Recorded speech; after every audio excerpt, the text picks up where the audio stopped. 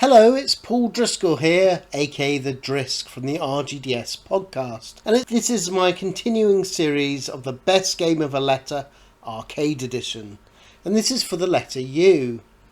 Now this is a series where I imagine per letter on a system, if I could only choose 5 games for that letter for the arcade, what would they be? So I'm not coming at it from what is most historically important or most beloved, but instead what 5 games for me personally would I choose if all others would disappear. Then of course I would give loads of honourable mentions of games in this letter also worthy of your time to try. Certainly ones that I find interesting to me. Anyway, as mentioned, this is really just a bit of fun and just an excuse to highlight some awesome arcade games to try next time you're looking at your fully loaded emulated device and wondering what to play. Now hopefully there may be ones new to you or ones you might have forgotten, and it encourages you to play through some of these classic fab games again. I must say it's nice to have a smaller, more manageable letter this time with the letter U. After doing R, S and T, there were some big hitters there. But fewer games doesn't mean lesser quality, and we have some amazing bangers for you to enjoy. So sit back and enjoy. And as always, let me know in the comments what 5 games you would have chosen, as I'd love to hear, and it's nice to hear some obscure ones that perhaps I've not given enough time to. Anyway, let's start with my choices. So for my 5th choice, after much toing and froing, I eventually decided upon Ultimate Street Fighter 4. This was released in 2014 in the arcades by Capcom, and also it showed with good ports on the PS3 and Xbox 360 and of course Windows the same year. And this really is the ultimate Street Fighter 4 game with additional characters and 3 new play styles. And Capcom with Street Fighter 4 was finally able to bring Street Fighter to a decent 3D game after many false starts. And in part this is because they've only done a 2.5 game. It doesn't really use the third dimension that much, which is no bad thing, being strictly from the side. But it works brilliantly here, and it's the only way you could do a Street Fighter game because of the speed. I think you don't need that 3D axis of movement. And one of the things that's great here that of course you didn't have before there, because technology is so much better, is the 3D character models here are really, really well done. And they've also made sure that they've included all the favourites from the entire series, so this really is all the characters you wanted to play. Just works brilliantly ultimately, and it's a fast and it's a firm favourite in the series for me, with great balancing and being accessible to both newbies and casual button bashers like me, and even experienced Street Fighter veterans alike all enjoy this game. As mentioned, most modern platforms like the Xbox 360, PS3, PS4 and PC have this game, and it's often on sale, so it's well worthy picking up. But there's many other ways to play it. You can also play it emulated as well via Technoparrot. So there's many different ways you can come at this game. Overall, it's a thumbs up from me. Okay, let's go on to my 4th choice. And I've decided for one that you might not have heard of. It's UFO Robo Dangar. This was released in 1986 by Mitsubishi. And it's the 3rd in the Cresta series. Obviously the first one was Moon Cresta and then Terra Cresta. Now it gets the rather cool name from 2 fantastic anime shows, being Dangar Ace and UFO Robo Grendizer. Now if you've not seen them, they're great 80s giant robot mech warrior battling it out style anime, and worthy of your time. But here one thing that's cool in the game is it's that sort of slower paced shooter, which I do have a soft spot for. If you love Terra Cresta, you'll love this. But it also has a rather cool mechanic where you can break your craft into 3 parts to have a wider shooting area, or combine them together again for a more focused, more powerful shot. I mean, overall this is a really nice update to Terra Cresta. So if you like that slower paced style of game that I mentioned, this is well worthy of your time to check out. This is sadly another game that never ever saw a home port. So it's another one that really can only be played via MAME. I've not seen it even on archive sadly, but definitely one I recommend.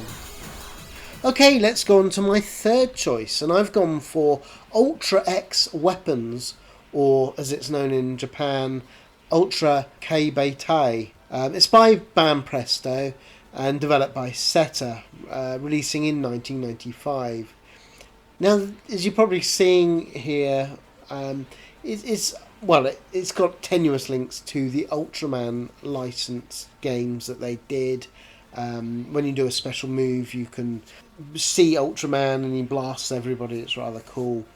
And it's great. You're up against like Godzilla-like monsters, and yeah, it's just a lot of fun to play this game. Now, the game's name translates in Japanese as Ultra Guards. And, you know, I just really love this game. It's a really solid vertical shooter. I mean, you might say it's a bit standard and safe, it's not doing anything particularly different. But there's nothing wrong with that. I mean, there's 7 types of ships. You've obviously got the Ultraman cool licensing that really works for me, at least. And, you know, that sort of elevates it as a game that needs to be played, in my opinion, and it's a massive recommend from me, and it's one that you never hear people talk about, so, you know, give this game a go. Again, sadly, it never saw a home port, so the only way to play it is on MAME, as you see here, or if you're lucky enough to find arcade PCB board. Okay, let's move on to my second choice, and here I've chosen Undercover Cops, released in 1992 by Irem. And, or Irem, depending on how you grew up. I grew up with Irem, I must admit, but I believe it's Irem.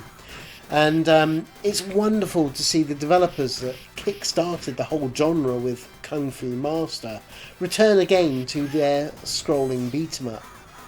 And overall, this is a really solid title with cool characters and enemies, and nice little touches like the power-up TV showing R-Type playing on it, and just cool little throwbacks, which I love. The story's totally generic. Dr. Claiborne and his henchmen have taken over the city, and it's up to 3 undercover police people to crack some heads and restore order. You can play Bubba, ex-professional football player, Flame, a former Miss America, and Claude, a retired philosophy teacher. Madness. I just love this game. It's got massive weapons you can pick up, and lots of neat background touches. It's really interesting level and details. A lot of love put on this game, and I think it really elevates it above many of those sort of Final Fight wannabes that were released around this time. The artwork is so fantastic in the game, and it's got real humour coming through, which is not surprising because lots of people who worked on this also worked on the Metal Slug games. Overall, it's just such a shame this game never really saw a home port. I mean, it did come out on the Super Famicom, only in Japan, but it never got a Western release, which is, or officially never got a Western release, which is such a crying shame. With many, you know, this has probably passed them by. Today you can get it on the Irem Arcade Hits on the PC, or you can play it on MAME here. But sadly I don't think there's an official console port, which is just madness in my opinion. Okay, let's go on to my number 1 choice, and it had to be, for the letter U, UN Squadron, released in 1989 by Capcom. Now, this is based on the Area 88 manga anime series from 1979 through to the 80s, early 80s. In fact, Area 88 was what the game is called in Japan. Now, it involves 3 main pilots you can control. There's Shin Kazama, who's a great ace pilot who's tricked in by mercenaries to work for them. There's Mickey Simon, a US Navy pilot who's come out of retirement for the thrill, and Greg Gates, a Denmark pilot who's seen as gruff and unlikable, but is still a skilled ace in the cockpit. But, you know, onto the game itself. And UN Squadron, as it was known in the West, or Area 88 as I mentioned, it's a really vibrant horizontal shooter full of gorgeous graphics, pixel artwork and parallax scrolling. It really wows, well, me at least, and I think many who've played it, as you progress through those 10 levels, well, 11 if you include the bonus level. You know, I suppose it's not doing anything particularly unique, but what it does is so well, it's just gorgeous. I've always been drawn to it as a game in the arcades, and I love the fact that Arcade Club does have it. It's not surprising that I'm sort of drawn to it, because of course Yoshiki Okamoto here of Street Fighter 2 and many other games like Time Pilot, he was director of this game, so this is another fantastic classic that he was involved with. Now, the game did have a lot of subpar 8-bit and 16-bit computer ports, but the SNES port, which was the only console port, is really quite good. It's done by Capcom themselves. Now, sadly today, you can't find on any of the modern Capcom compilations this game. I assume it's the manga license causing the issue, because you do see the sequel, Carrier Air Wing, or US Navy. I mean, I didn't put it on the list because I've covered it as Carrier Air Wing, because that's really the name that everybody knows in the West. But it was in some quarters known as US Navy. And that's just a sequel, really. But MAME, thankfully, does a fantastic job with the emulation. And yes, as I mentioned, Arcade Club in Bury has it, which I always make a beeline to whenever I'm there. Wow. Right, okay, so that was my top 5. I'm really interested, you know, what you would have chosen as your top 5 arcade games to the letter U. You know, please put in the comments and tell me what you would have chosen. Also, you know, please, you know, consider clicking, liking and subscribing. I mean, it's so difficult starting up a new video channel, but, you know, it really helps by just interacting, clicking those like buttons and commenting. And of course, if you subscribe, you'll never miss future letters and all the other fantastic videos that we do. We also do, of course, the podcast versions, which we for a long time have done an audio podcast at RGDS, all for free and for fun. But recently we've started doing video variants, which is quite cool. Only probably about 1% of our listeners are doing the video version, and that's understandable and fine. But anyway, enough of the plugs. Let's go on to the honourable mentions of the video games, because there's a stack of fantastic games that didn't make my top 5 list, but well worthy of a mention. Okay, first we have the fighter section, and of course Ultimate Mortal Kombat 3, released in 1995, and an update to Mortal Kombat 3. Basically it just has additional 5 characters, including the cool character Jade, which I really like, 5 new stages to fight in, but they've also made this game a lot tougher with much smarter computer AI and lots of subtle gameplay tweaks to make it a better game. Other additions is including an extra endurance round as well, which is quite cool. It really does make it the ultimate Mortal Kombat to play, really. Particularly if you're after that more skilled single-player fighting experience that's really going to put you through your paces. Now, this version of the game did see many home ports. The Sega Mega Drive and SNES got ones, but for the true at-the-home arcade experience, had to be the Sega Saturn version, really, that really impressed with the Ultimate Mortal Kombat 3. Now, these days, it's in the Mortal Kombat collection, or it's in MAME, as you see here, which is probably the best ways to play the game. Now, another interesting fighter is Under Night In Birth, published by Sega in 2012 and developed by French Bread of Melty Blood fame. That's probably where you might have heard the developer. Like that Melty Blood game, this is another gorgeous hand-drawn 2D fighter with an eclectic range of characters and fun gameplay. The first game in the series really only came out in the arcade, which is a bit of a shame. But mind you, the sequel, which I'll come to, did come out basically the same. But the only way to play the first game, if you were so inclined, is via the Techno Parrot emulator, as you see here, or if you're lucky enough to see it in the arcades or in the wild. Now, the sequel is much more accessible to find, and it was released in 2013, and it's called Under Night In Birth Exe Latte, or late, not latte. This is more of the same, but pretty much doubles the number of characters you fight in and the number of stages. So it is the better version to play, to be honest. You're not missing out on anything by skipping on the first game. This version came out on PS3, PS4 and PC, so there's plenty of ways to play it legitimately. But as you can see here, Techno Parrot does emulate it as well. Now, another one to recommend is Ultimate Arctic Thunder Arcade, released in 2001 by Midway. This was an upgrade of Arctic Thunder that added additional tracks and vehicles to the original game. It was an upgrade kit for the arcade machine. Now, this is the fifth in the Fab Midway Thunder series, which of course includes the famous Hydro Thunder. The game has a lot of variety with snow-based vehicles this time as you bash and skid your way through to first place.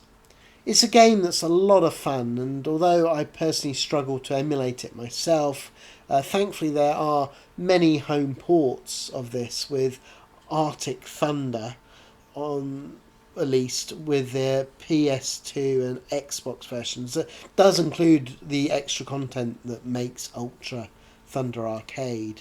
It's a great fun game to play. I love my arcade racing, and it's a definite recommend from me. Now, we all love games involving poo, and Uncle Poo, released in 1983 by Diatech, is no exception. Now, any game that lets you defeat your enemies by farting on them has my vote, and this is a really fun little game to boot as you guide an old man going around a maze, picking up roller skates to go faster, picking up the cash, which is the whole point of the game, and basically quickly get through the maze before it floods because there's constant water pouring in. It's as mad as it sounds, and it's a lot of fun, and it's a crazy one to boot. Now on to shooters, and there's this fabulous Under Defeat helicopter shooter. It was created by G-Rev, and originally it was released in 2005.